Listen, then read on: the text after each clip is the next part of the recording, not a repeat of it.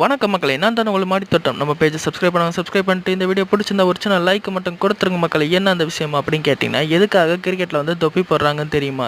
தெரியலைன்னா தெரிஞ்சுக்கோங்க. தெரிஞ்சுக்கிட்டு 4 பேத்துக்கு நீங்கள் ஷேர் பண்ணுங்கள் மக்களே. என்ன அந்த விஷயம் அப்படின்னு கேட்டிங்கன்னா, இப்போது 19th செஞ்சுரி, அதாவது 19வது நூற்றாண்டில் தான் வந்து கிரிக்கெட் வந்து ஜென்டில்மேன் கிரிக்கெட்டுன்னு சொல்லி தான் அவங்க தான் ஸ்டார்ட் பண்ணாங்க. அப்படி ஸ்டார்ட் பண்ணும்போது அப்போ வந்து நம்மளோட நார்மல் ஹேர் மாதிரிலாம் அவங்க வச்சுருக்க மாட்டாங்க.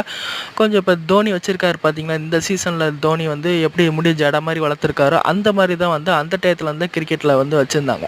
அப்போ வச்சுருக்கும் போது தலைமையில் முடி வந்து தலைக்கு முன்னாடி பொத்துன்னு உழுகாமல் இருக்கிறதுக்காகவும், அதே மாதிரி சூரிய ஒளி நம்ம கண்களை படாமல் இருக்கிறதுக்காகவும் தான் இந்த மாதிரி மாடல்லாம் ரெடி பண்ணது.